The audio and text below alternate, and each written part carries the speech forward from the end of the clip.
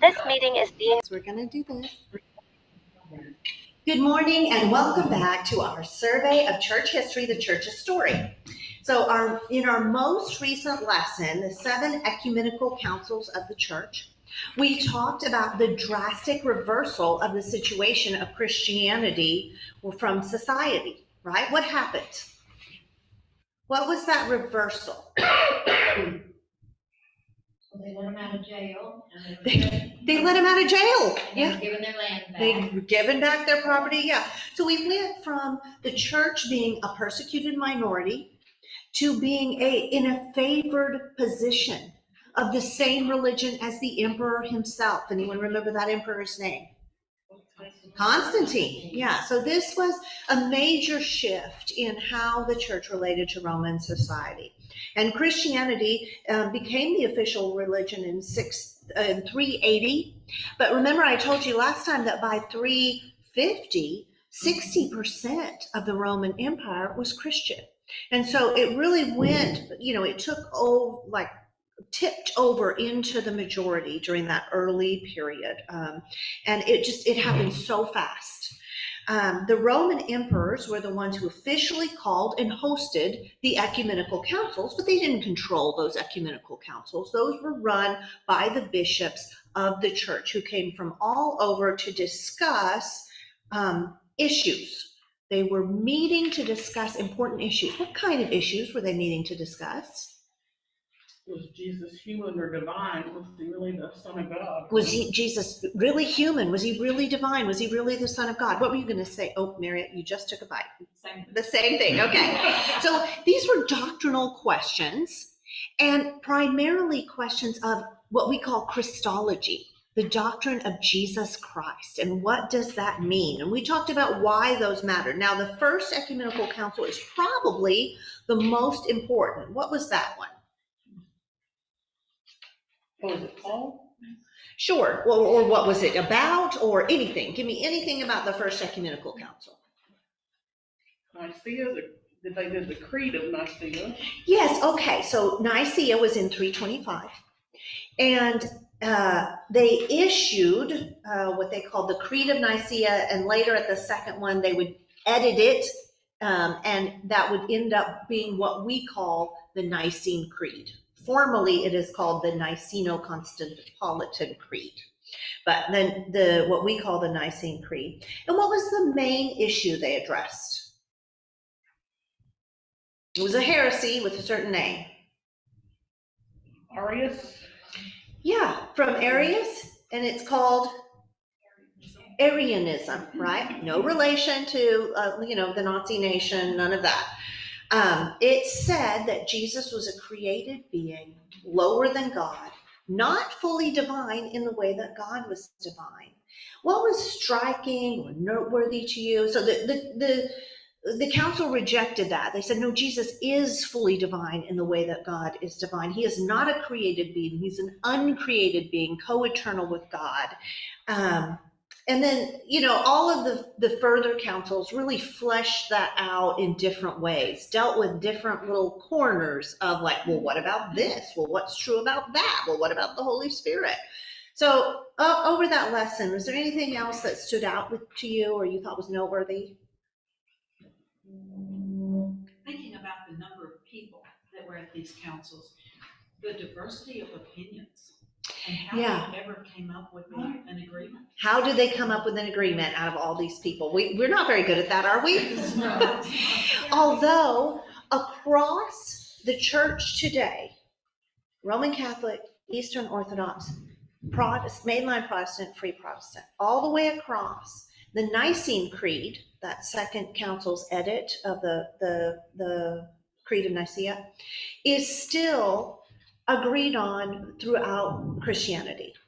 And so they really stuck to the matters of first importance, didn't they? That God is one being in 3 persons is what came out of all of these councils. But that really began with that Nicene Creed. Yeah.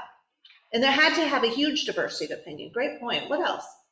Well, they set the date or celebrated Easter. They did, which is something we don't even think about today. We just go by our calendars, and yet that was a divisive issue.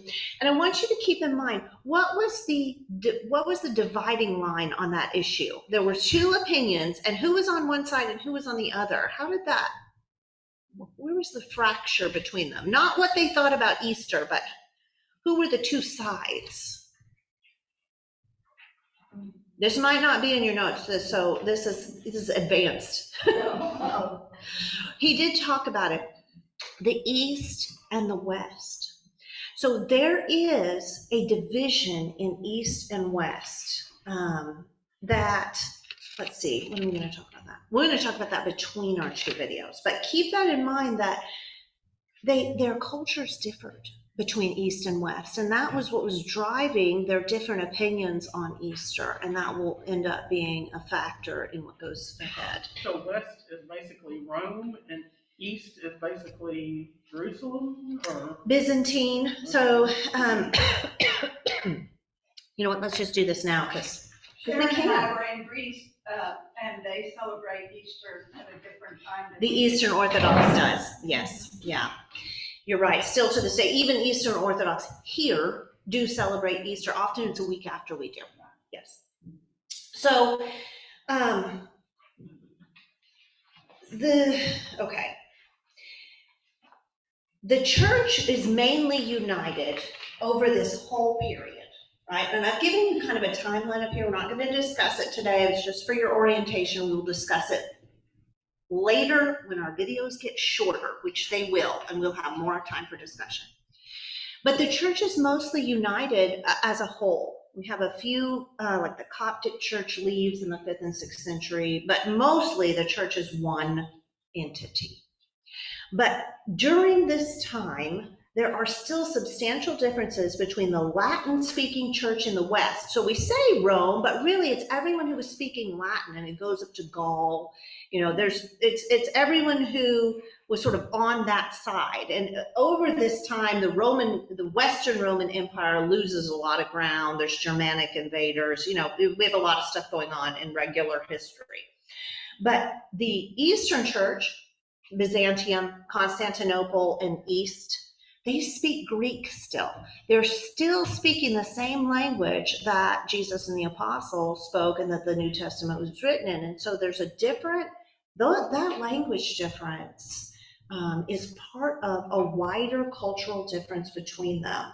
They develop different ways of thinking, slightly different worship practices, slightly different theological concerns, and then we add in some power plays.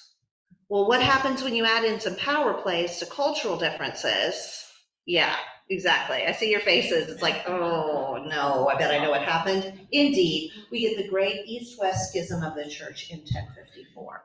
And that is a major point of background to the Crusades. So when we get to our Crusades video, we'll hear how that division and the possibility of maybe healing that division was a motivating factor. Okay, questions on any of that? All right, well, we are going to watch a video on the rise of Islam today. The conquering of Islam over these territories became a major factor in church history. And so we're going to talk about that, and we're going to talk about the Crusades. Now, these are both issues or, you know, historical elements about which there's a lot of controversy out there. And so you are going to hear Dr. Stanglin trying to address both sides of some common accusations. You know, like, were the Crusades holy and just? Well, no, and there were some significant abuses. But were the Crusades like a genocide against Muslims? No, absolutely not. Muslim holy sites were not even the target. The aim was to reclaim Christian holy sites that the Muslims had conquered before during the rise of Islam portion, right? So the idea is to approach both of these with kind of a measured attitude, look at the history from multiple angles, and try to tell how it affected church history. So listen for that. Questions or comments before we go to our video? Okay, great. If you are watching this video after the fact, this is when you will want to go to the CCS website, log in with our class account, and view video module 6, The Rise of Islam.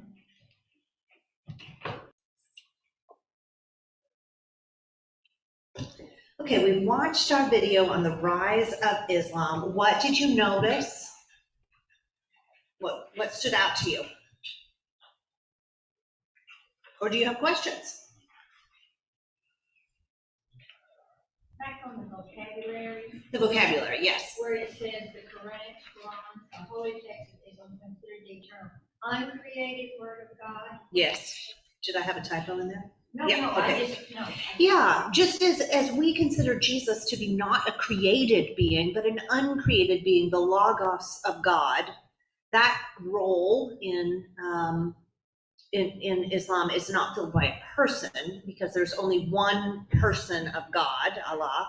And although I want to point out that Allah is the word for God in Arabic. And so in those countries, when Christians pray to God, they use the word Allah. So it's not a proper name in the way that it sometimes sounds like it is now. Maybe it was to begin with, but it's the word for God. Okay. Yeah, uncreated word. Yeah. In our Christian manuscripts, we have hundreds of manuscripts. Our manuscript tradition is very rich. And because of that, there are all these little, like you can look at a translation, and if you have one with manuscript notes, you'll see that in the earliest manuscripts, this wasn't present, or that was present, or, but the Quran is considered to be dictated word for word from the angel, and Muhammad received it whole, and all of those, any differences are always destroyed. There's only one. There's no manuscript variances. So it's a different view of scripture than the Christian view. Okay, what else? Or online. And it also said in here that the pilgrimage to Mecca, they need to make it at least once if possible. He said once a year. Okay, maybe I have a typo in there. That could definitely be. Or Well, maybe. I thought it was once in their lifetime, but if it's possible, they go every year. Gotcha. But like if I'm in America, I probably won't go every year, but Right. I Maybe you'll go once once in a my year. lifetime. Yeah, I'm not sure about I can that. check that box. That sounds reasonable, but I don't know for absolute sure. Okay. That sounds right. Are you gonna ask, or are we gonna ask, do Muslims and Christians worship the same God? Okay. For later. All right. No, we're not going to save it for later. We have about 3-4 more minutes, so we can't really exhaustively discuss that. But what would you like to say about whether Muslims and Christians worship the same God? I always thought Muslims came from Ishmael, and Ishmael just came from Abraham, and Abraham had, so I always thought it was the same God. Okay, they do trace their descendants He to. talked about all Ishmael. of the sky god of paganism. Okay, so there is, from one side, you think, okay, well, Allah, that was the sky god of this Quraysh tribe. But from the other side, you see how Muhammad was influenced by Christianity. And he said, well, Christianity has the right idea, but this idea of 3 persons of God, Father, Son, and Holy Spirit, that can't be right. That's not monotheism. And so from that view, you would also say, oh, it's in the way that he said it, some viewed it, especially at the time, as a Christian heresy akin to Arianism. Well, in that case, you would say it's the same God, but with a different understanding of who God is. So I think there's not one right answer to this question. Do Muslims think that we're worshiping a different God than they are? I don't know what the official position of Islam is. I know that they view Christians and Jews as people of the book. They view us all as people of Abraham in a way that is meaningful. And in that way, you might say worshiping the same God, but we're not, it's not close enough. It's not a faithful view of God according to Islam. Now, Daniel told some stories about some Muslim refugees he was working with, who, some of them, after converting to Christianity, said, I've always known God, but I had the completely wrong idea of what God was like until I knew Jesus. And so in their conversion, knowing God now, they did not believe they had switched gods. They believed they had come to know the reality of who God is through the reality of Jesus. And but that they were worshiping the same God, just now knowing the truth about him. So it's an interesting question. So are we, am I hearing that the Muslims don't necessarily believe in Jesus? They believe in God? Jesus as a Okay. person. Yeah, as a prophet. Like a prophet. Okay. Yes, yeah, but not as God. Not as Right. Or God's son. Not God's son. No, there's just God. There's no God's son. There's, In their opinion. Yeah. In Islam. Right. In their understanding. But I'm not saying that for me. Right. Nobody excised that soundbite. Okay. Okay, what else? I thought it was interesting how he talked about the power of the simplicity of the creed of Islam. You know, our understanding of the Trinity is a mystery, isn't it? It's very difficult. Would we say we understand the Trinity? We would say we believe in the Trinity, but not that we can fully understand it. And so the simplicity of the creed of Christianity has at its heart a deep mystery. And so that simplicity on the other side is appealing. And we saw that that was part of the success of Islam. What about the relationship to power? He referred to Philippians 2, 6-11, and I had you read that in your preparation. What is the Christian, now not how have we acted, because we haven't got it right? But what are we supposed to think about power? And what are we supposed to do with power? Well, you're a servant, and as a servant, God will lift you or elevate you to power. Whereas they would never be a servant. They would, they take the power. There's in Christianity there is strength and weakness, and I think we would say that in Islam there's strength and strength. It's different, yeah. And that idea that God's very nature is to empty himself of power. Jesus emptied himself, taking on the very nature of human being made in human likeness. So that reflects the nature of God. That's not only the Son, that is all of Godness, is to empty of power, to sacrifice self, and thereby to save, to win, to draw others near by emptying of power. And so, yeah, that opposite relationship. Okay, well, we're short on time today, so we're going to move on to our second video. This is on the Crusades, and I told you to remember this East-West schism of the church and how recent it is when we begin the Crusades. Any questions while we're pulling that up?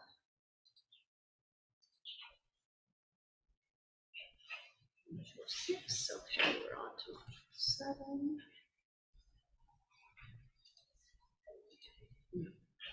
If you are watching this after the fact, this is the time to go watch video module 7. Okay, yes, it was. So we've learned about the Crusades, and we see how that interacts with the rise of Islam, because the one is sort of the reaction to the other. So we have this content about the Crusades. These are military expeditions trying to take back the Holy Land and protect Constantinople.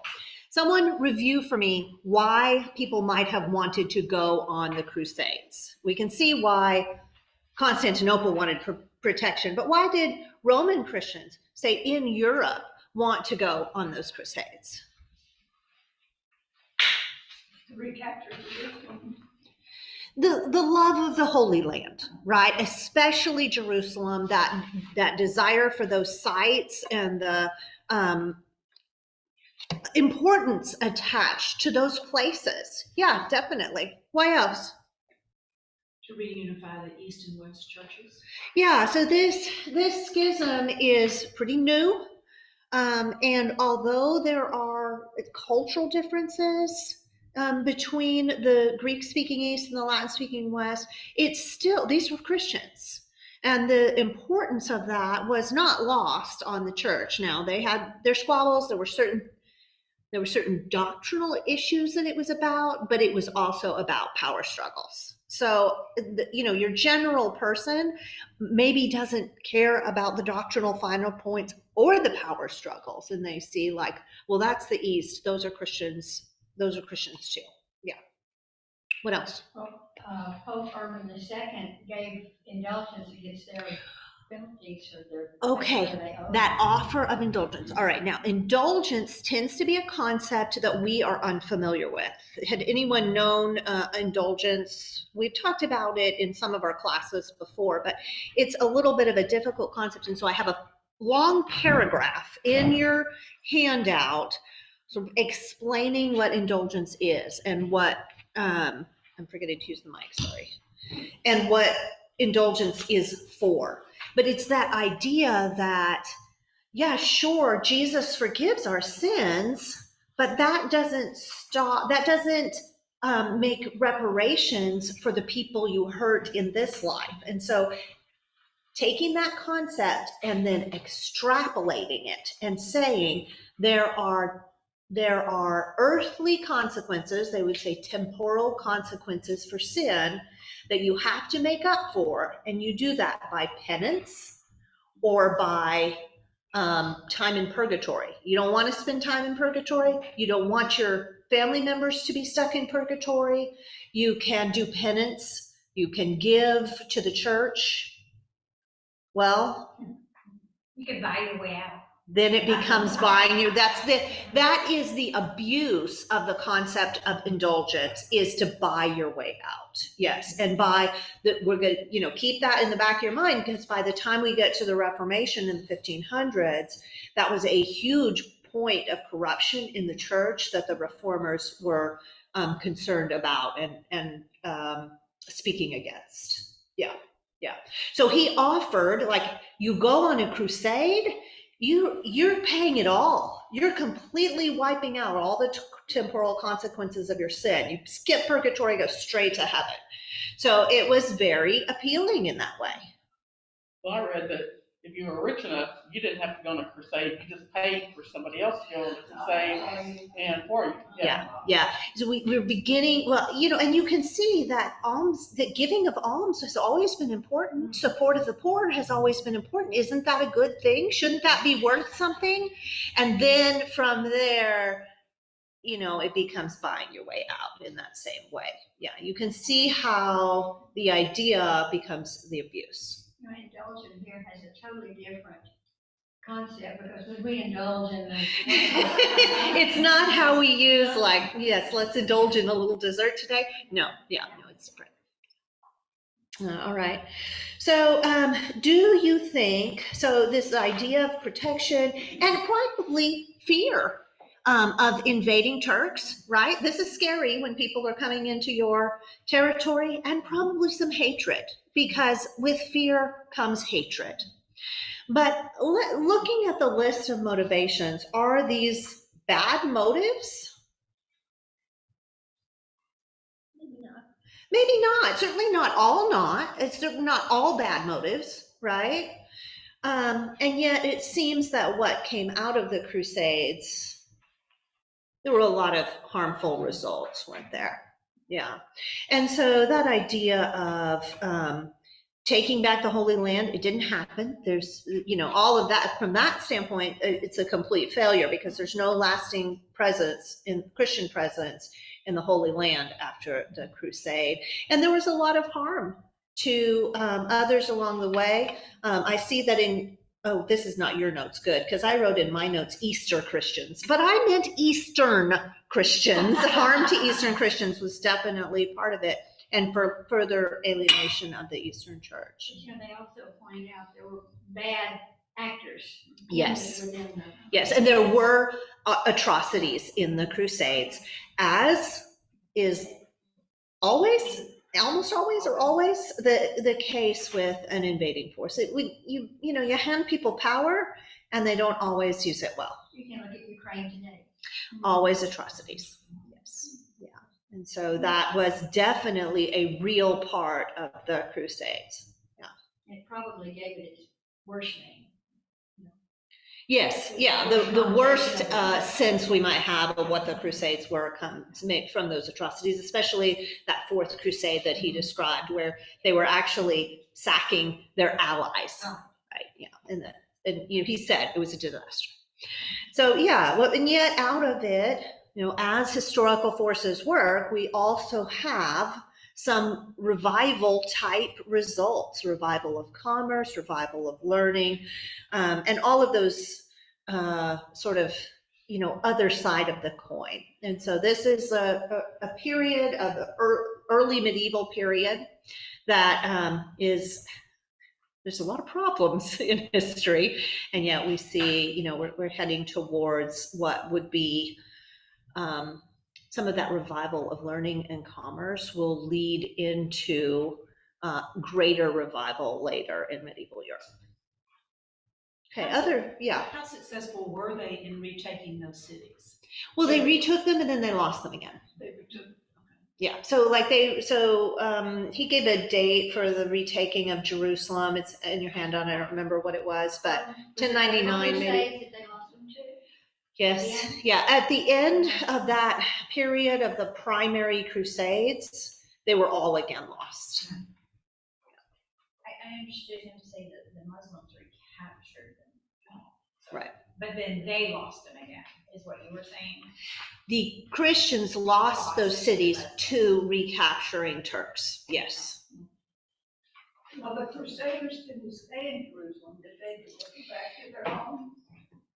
They did at first. That's when he was talking about the Latin Christians established a presence there, and then the Greek-speaking Christians were like, those were our lands that you were supposed to help us get back, and now you're just taking them.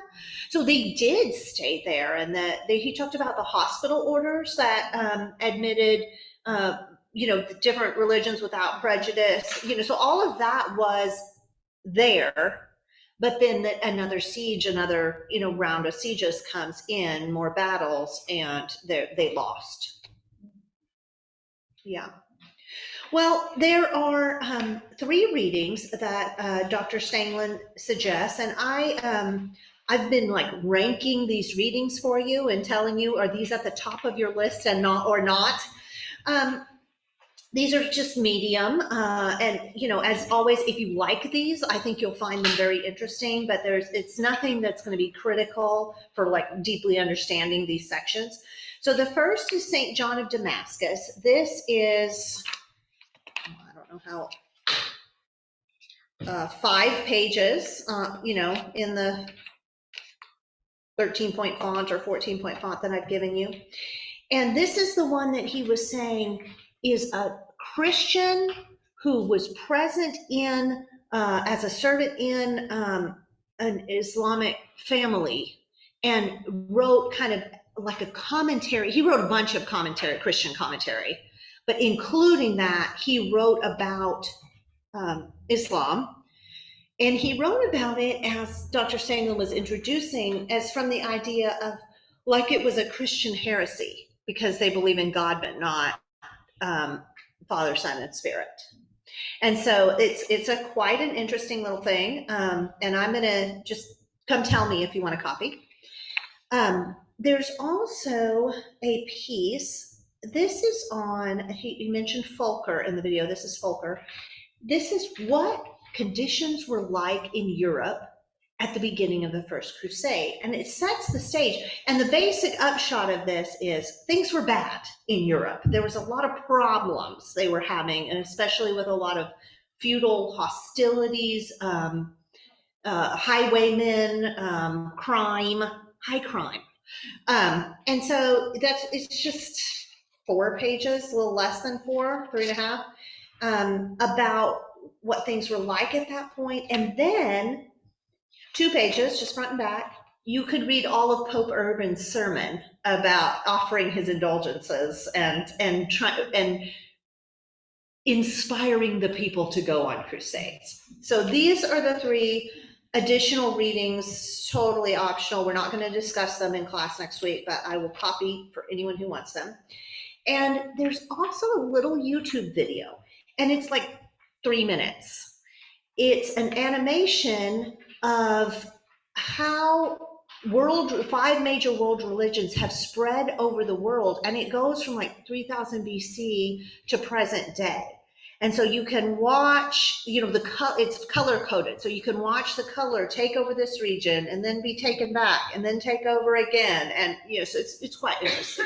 So I do recommend that one, but that's something you'll have to watch online. Is that linked on here somewhere? It is in your handout as a link, and I can also send it out as a link that will be easier to click. Because you can, go download the handout and get a link. Where's that? Hold on. Let me make sure. I didn't see it. I believe that would be one thing. I'm just gonna make sure. That's on the first 2. Oh, it's up there, okay, it's up. It's where? Where? It's up at, before additional readings, the Crusades. It's in the- Oh, see video. There you go. Thank you. I have lost that page. Right, it's after number 1. Oh. Kind of in the, Okay. There. I'll also send it out as a link. That'll be easier to just click it than try to type that in. Okay.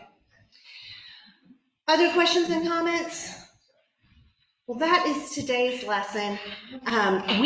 This is the last time that we have so much video. After this, we had 2 short ones, and before this, we've had long ones every time. After this, we really have short ones most weeks, and so there's more time for discussion.